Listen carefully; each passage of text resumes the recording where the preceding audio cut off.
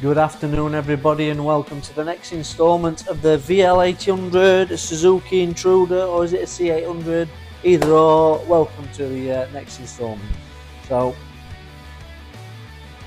as you've seen in the previous couple of videos, it's been stored probably 4 years, not turned a wheel. We've had Billy clean it up. Next thing I'm going to do is I'm going to take the cap out of the engine cover here, rotate it, make sure it rotates and the engine turns over okay freely. Pop the seat off, going to get to the battery.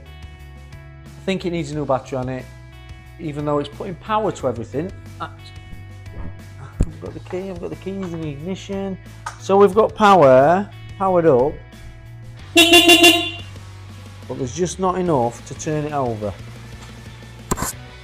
So, like I say, we're going to make sure it rotates and turns over freely anyway, and then I'm going to rip it all apart, probably get a battery on it. We're going to drain the juice, and then next we're going to see if it fires. Without doing anything else, we'll see if it fires and take it from there.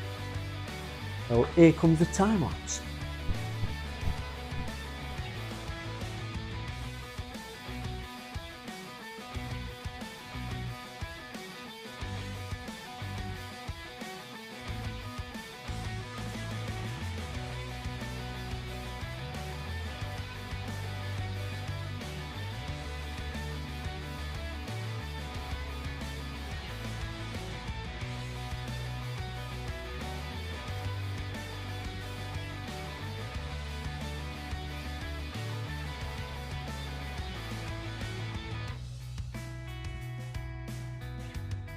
So I've got the, I don't know if you noticed, I'm not very good at this camera business, but the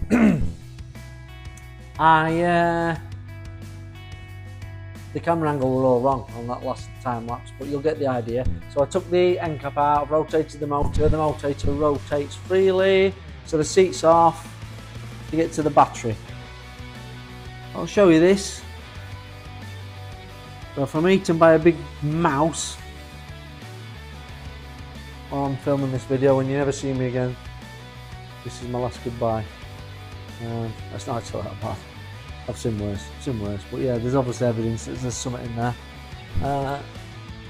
Can't see a nest or anything, so this is one. Well, we might have a little bit of a airbox nest family in there possibly.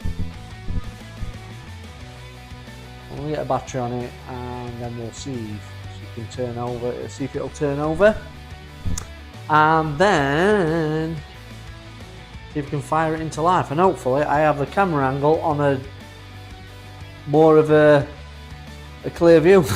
This next bit, I do apologise. Again, I'll put it out there if anybody wants to come and practice their filmography or cinematography or whatever you want to call it, and do it all for free. Practice. I'm more than happy to let anybody film me. You know, I'm not scared of a selfie or somebody taking my picture, or even people imitating me. They say it's is it the greatest form of flattery or something? I don't know.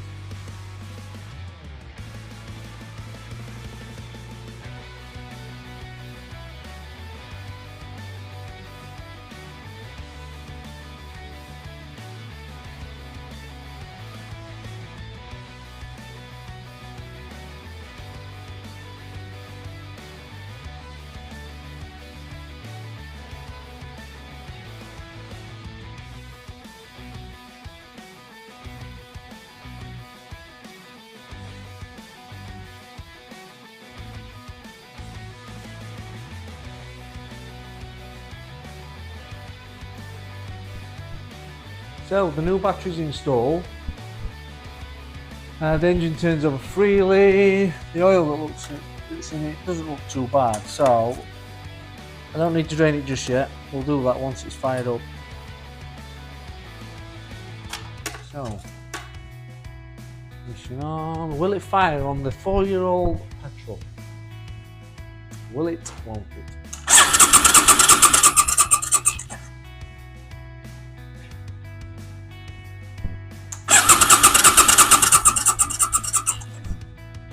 Seems like it won't, but we've got it turning over, which is a massive achievement. Is it an achievement? Not really. We put a battery on it, but it's turning over, which is good. She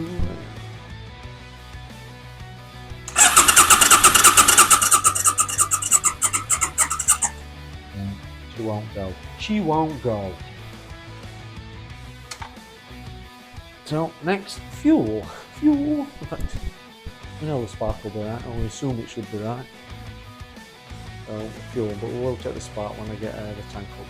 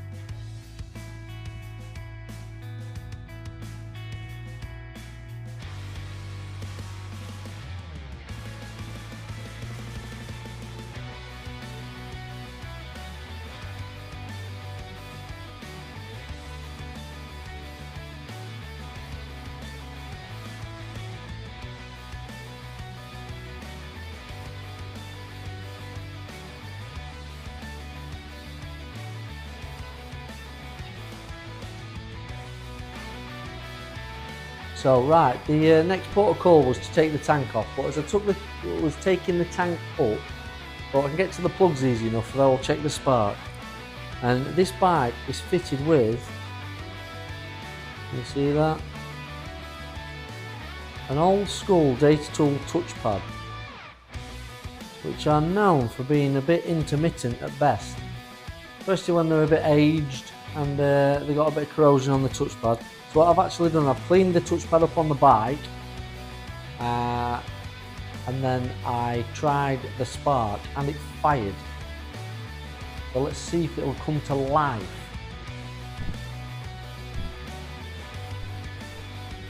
I don't know how long this will last.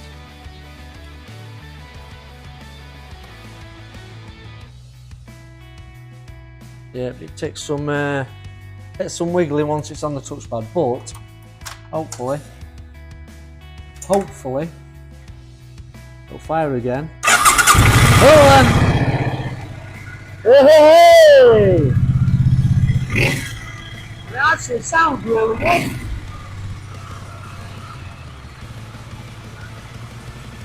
No, strip down required.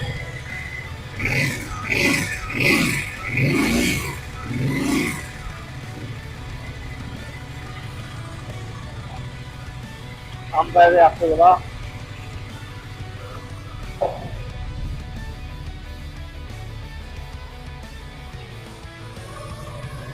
She lives. She lives. So I was nearly going to get carried away, ripping it apart. And all I had to do was clean the little touchpad up. Get the green light on the touchpad. In fact, I'll show you that now.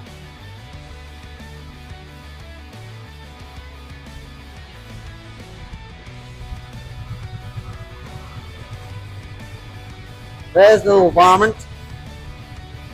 So when the bike's turned off, there is green now. But when it arms, it goes red and flashes.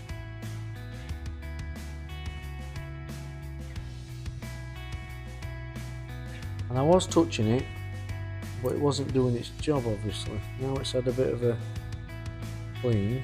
It's getting a good there we go, red. So now it's red. Turn the ignition on. No fuel pump. I'll also kill the spark.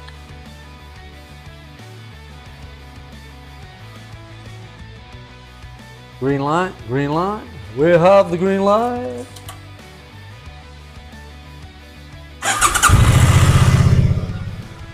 I tell you what, that's pretty nice, isn't it? Pretty sweet. Too long, I bet you're wondering, oh, Dr. Tepe, how have you started that bike without being able to reach over and pull the clutch in?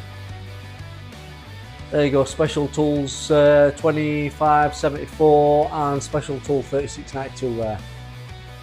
So they are the clutch culinary tools for diagnostic work.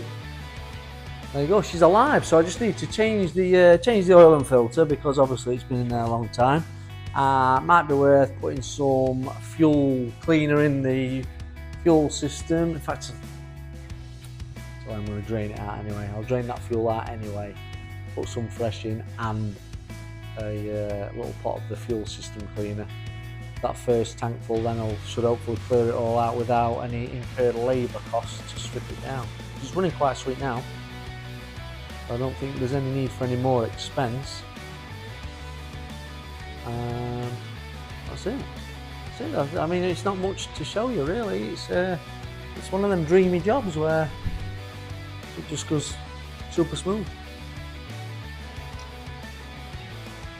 So right, I'll time lapse build it back up,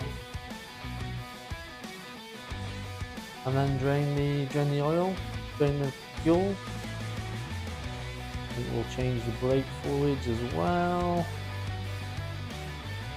and then give her a run.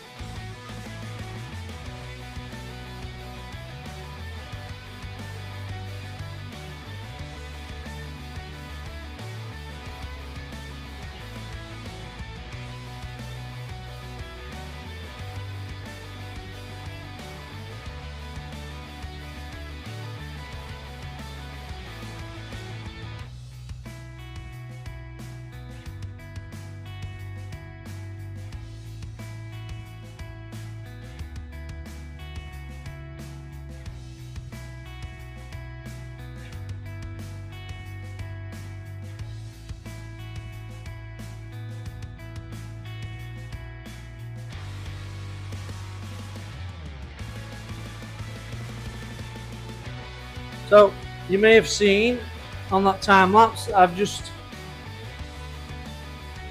drained the juice out of the tank. I struggled because I thought there were more in it than what there is.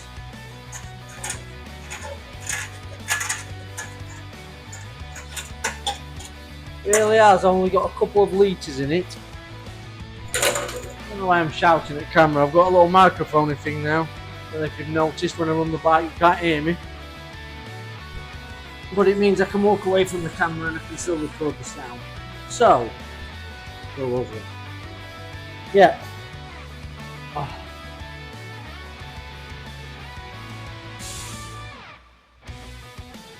You can imagine, it smells like varnish. Absolutely stinks. But, I mean the good kind of petrol smell. You know, everybody who's a grease monkey loves that petrol smell, but not the varnish, nasty smell. It's not as bad as old fork oil, of course, but bad enough. So if anybody wants some varnish for the fence, I'm sure we can pot it up and you can collect it from the shop. But yeah, there weren't as much in it as what I thought. So the fact it run okay with that in means if I put some fresh juice in with one of the fuel system cleans that we do by multiple, it should clear its throat and run perfectly fine. We'll know more on a test ride, but looking at the fuel that's come out of that and the fact it will run on it, I'm pretty confident it will be alright. So I've got just the brake fluid really to change, fresh juice to put in, and then we can take it for a test ride. I've done the oil and filter as you've seen, but obviously I need to run that up before we check the oil level and top it up a little bit, but that's pretty much it. Pretty much it for now.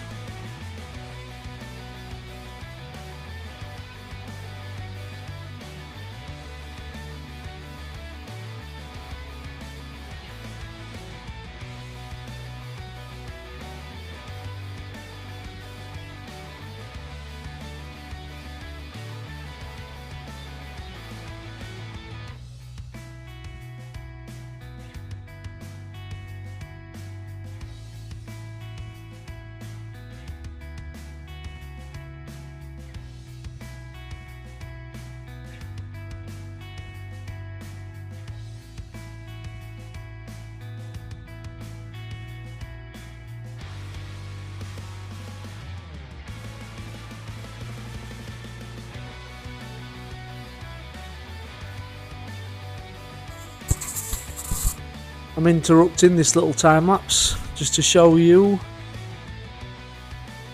the state of the brake fluid. So obviously that does want changing. Every 2 years they recommend changing it. It's what's called hydroscopic, so it withdraws moisture from the air. Doesn't matter how many miles you've done or haven't done, your brake fluid wants changing at the very minimum every 2 years. On my own bikes I do it every time I service them, which is every year. But just because you've not used your bike doesn't mean it doesn't need doing. I know a lot of people overlook the fact that if they've not done any miles it doesn't need servicing. You still need to change your oil regularly and your brake fluid. Obviously there's many other checks you need to do regularly, but the brake fluid often get and fork oil often get overlooked, bypassed. Everybody knows they've got to do with oil and filter regularly, but everybody forgets about the brake fluid. But there you go, there's an example as to why. Obviously this has been such a long time, so it's gone very discoloured.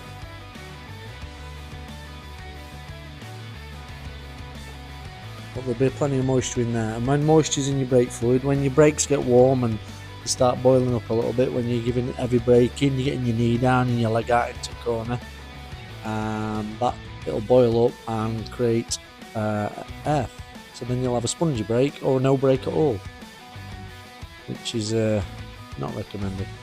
There you go. Right, we'll get back to the time lapse.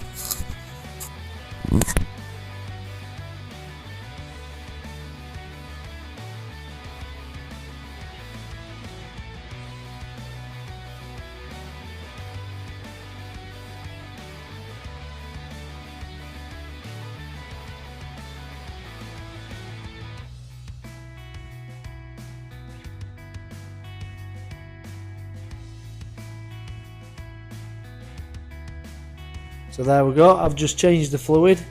You saw it before. Now look how clear it is. Definitely not the brown goo that you saw before.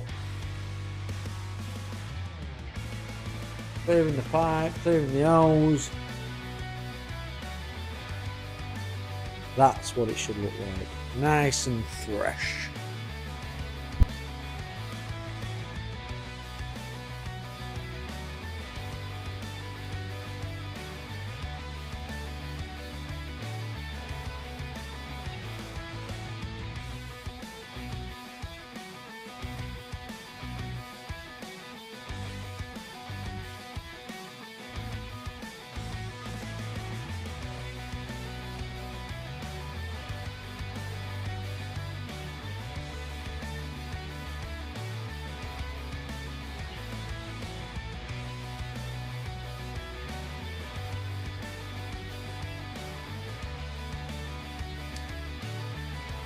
Okay, so she's all done.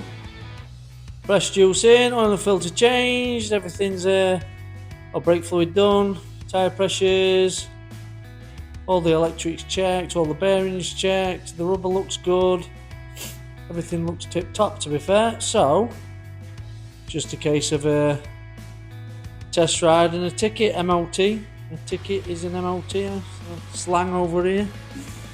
I don't know where you're watching from, the States. I know we've got a few viewers over there, even quite a few in India. Motorcycles are a very popular thing on the socials in India, I think. So yeah, that's it. So thanks for watching. There's not been no big reveals of any drama in this one. This one was pretty straightforward.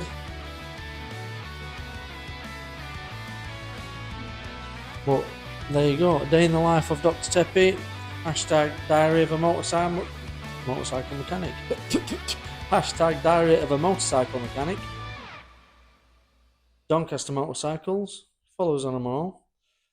What's left to say? What's left to say is thanks for watching, people, and can you like and subscribe and comment below if there's anything you'd like to see in the future, or any advice or any tips you can give me on improving these. I know they're not perfect, far from it. I'm still trying, still learning. It's all good fun. So like, subscribe, share, tell your mates how awesome I am, how good looking I am, and get them to watch our channel. Thanks a lot.